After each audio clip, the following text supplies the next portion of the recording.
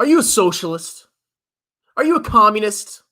Do you think you're liberal and amazing and a good, delicious, heart-holding person because you want to tax other people and transfer their money to you or to someone else? Well, let me tell you what. In my personal, humble opinion, I think socialism, the whole concept of it, is mediocrity, okay? And before we dive into this, we need to kind of define the differences between socialism, communism, and capitalism. So if you go back to like Karl Marx's teachings, he basically talks about the different steps that it takes to get a society from feudalism, which is like, knights and serfs and peasants, through capitalism, then into socialism, and then into communism. Now, when it comes to capitalism, basically private property, businesses, homes, every industry is in the hands of private investors. It's in the hands of the public. You, me, whoever starts a business, all the means of production, the productive assets of society, the stocks, all of that is in the hands of private people, private individuals that are pursuing their own self-interest. Then what happens, supposedly, and you kind of see it happening, but it's not as bad as you think. What happens is there are some businesses that grow and grow and grow, and they tend to dominate and become monopolies. So in theory, what happens is you have a couple people that are basically making all the money, and then you have the rest of society, which is basically making nothing. So what Marx theorized, or, Mr. Marxy, he theorized there would be some kind of revolution of the workers where the capitalists were taking all the money and they were basically screwing the workers, and the workers would eventually get to a point where they would overthrow the capitalists and they would institute socialism. And instead of private property being in the hands of, private individuals, the workers would basically socialize all the means of production, the capital assets, the businesses, the stocks. Those would all be socialized, and basically everybody would kind of own everything through socialism. So a true definition of socialism, at least like in its purest form, is when the government, aka the people, own all the means of production. So there's no private ownership. You don't own your own stocks. Everybody owns the stocks. Everybody's entitled to the profits and the dividends. That's theoretically what socialism is. And then the next stage is communism, where you have a stateless, cashless society. Everybody's just kind of coexisting and sharing, and we all love each other, and there's no money. That's communism, okay? So when you're talking about these different forms of government, people get confused about what each one of them, or not government, but like economic systems.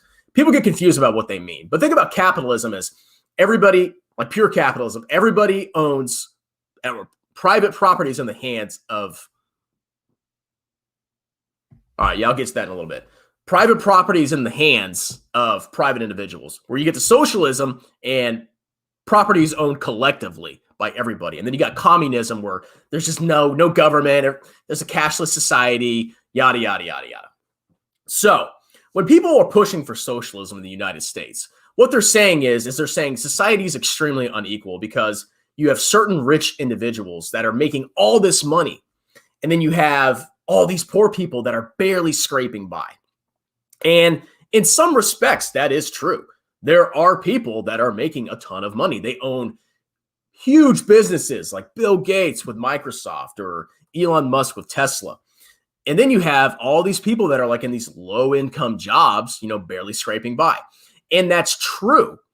But the alternative is socialism, where we basically nationalize, we take over every company in the world, or every company in the United States, and those companies become owned by the people, which isn't how it works. There's always like a special case of, socialist leaders that get all the privileges and everybody else sucks.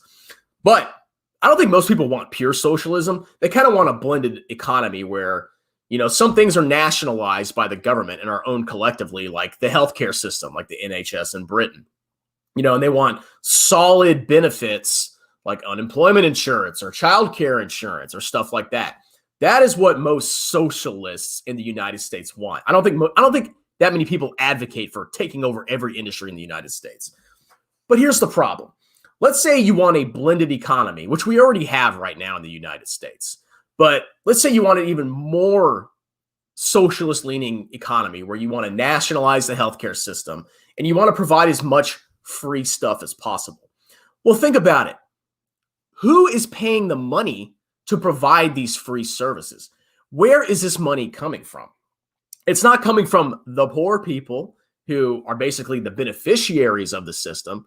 It's coming from somebody else. Now, a lot of people think that the money that is going to be used to fund all these socialist programs is going to come from the super wealthy, but that's just not true. Think about Social Security, think about Medicare and Medicaid. Where do most of those where does the burden of those taxes fall on? These are all socialist programs. You know, you have Social Security, which is long-term, basically old age retirement insurance. And then you have Medicare, which is like old person health care insurance that is socialized. Where is all the money coming from? It's coming from low to mid-grade workers like you and me, okay? Because you have this thing called FICA taxes, where the government takes, I think it's like 7.65% of every dollar that you make when you go to work, and they transfer that money to old people. It's the same thing with your employer. You have to pay 7.65%, and your employer has to match it. So at the end of the day, 15% of your freaking income is going to fund these socialist programs. And those taxes are falling on working people. So you may think it's amazing that you get this awesome check when you retire through Social Security and you get health care, but you're also paying for it throughout your entire working life. And if you think about it, imagine if you had a 15% raise. What could you do with that money? You could invest it. You could do whatever you need to do. You could build your savings. You could pay off your debt. But you don't have that because you're paying the taxes to fund a socialist program. Now, you may say, well, we'll just have the rich pay it, okay? The rich just need to pay their fair share. Well, if you actually look at who pays the vast majority of federal taxes, it's rich people, okay? Rich people. Now, you have the ultra rich, which own a bunch of stocks, right? They're like in a different class. They're like the mega billionaires, like Bill Gates or Elon Musk. And they don't pay a lot of taxes because they live off capital gains and dividends. And then you have everybody else below them who may be high income, like your doctors, your high-powered lawyers, and they're rich because they make a lot of money, $250,000, $500,000, but they're also getting severely punished by income taxes.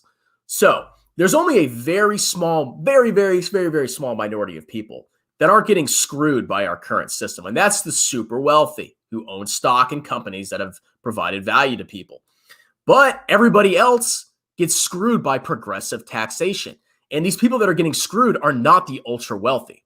So every time you hear people talk about raising taxes, it's screwing working class people, or it's screwing people that have been able to get out of the working class by learning a valuable skill that people want to pay for, and they get severely punished for it. Now, I think that is a ridiculous system, okay?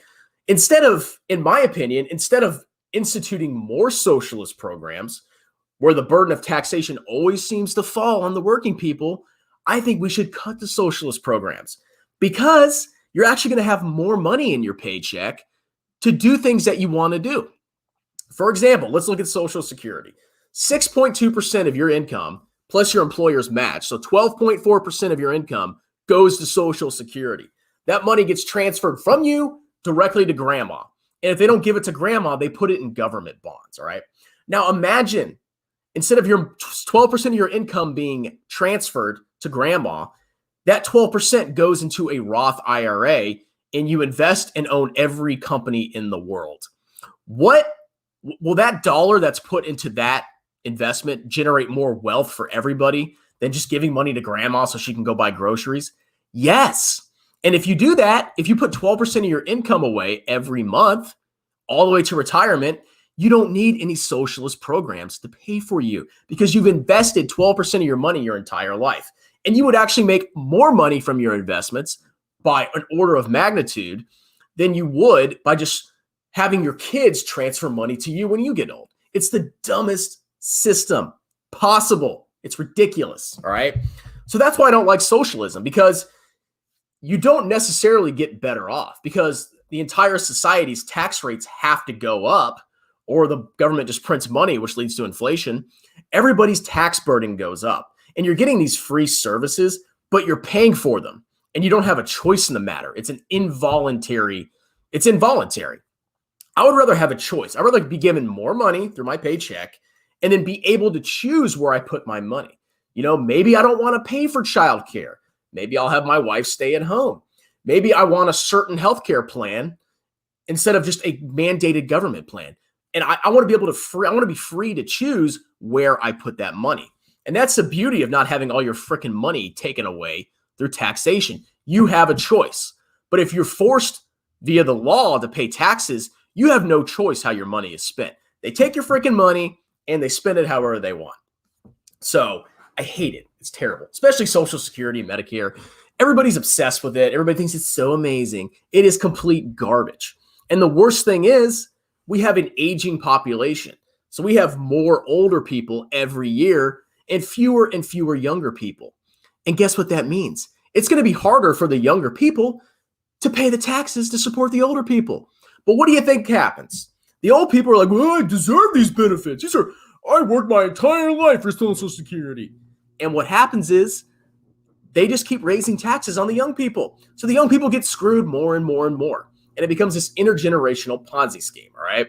So that's your choice. You can live in a society where they take half of your freaking income and spend it wherever the government wants to, or you can pay a lot less in taxes and be free to choose where you spend your own freaking money. That's why I like a more capitalistic, low-tax society. But most people don't understand that. I think most people really believe that the money is just coming from some, super wealthy person, and we're just getting back at Richie Rich. But that's not the case. If you really look at taxation, it screws the working class and people that are able to get out of the working class. And think about how jacked up that kind of system is. Let's say you're working class in a socialist society and you're finally able to break free. You finally get a skill that people are going to pay money for. Well, you finally break free. You finally make your break. And then, oh, well, you're a doctor now? You need to pay 50% taxes on all your money over $100,000 a year. You're getting screwed. They're punishing you for getting out of the working class. And the only way you could actually truly make it and not be punished by socialism is by starting a business and owning stock in a massive business. That's really the only way. So that's my thoughts on that. You can live in a low-tax society where you're free to choose where you spend your money, you're free to invest, and you bear the consequences of your decisions. Or you can live in a high-tax society where it's not inherently evil, but you're forced to spend your money on things that you don't choose to spend your money on because they were voted in by previous generations. And you're just kind of stuck. And if you get out of the working class, you just get higher and higher and higher and higher taxes. So I personally think that's ridiculous. I don't want to pay tons of taxes, especially if I'm able to break out of my middle class income. But that's how it is. So at the end of the day, there's nothing necessarily evil about wanting either kind of system, but you need to choose what country you live in. If you want to live in a country where you're kind of provided for and you kind of get the basic requirements, okay, you can live in that kind of country, but you're never going to break out of that mediocre level of income because you're taxed. Or you can live in a country that doesn't provide as much benefits, but you also have the chance, if you work hard, to actually achieve a level of, excellent financial security and greatness. That's why socialism is mediocrity. Because in a socialist country, you're never going to be great. You're never going to achieve or build something magnificent because you're just going to be heavily taxed the second you break out from the working class. So that's why I think socialism is mediocrity. But, I'm just an evil man. Instead of doing charity, you should just force people to pay taxes on things they don't necessarily want to pay taxes on. But, that's how it is. All right. So that's pretty much it. I hate socialism. I think it's gross. Brother, I've been so brainwashed. That's true. All right. I can make another video about that.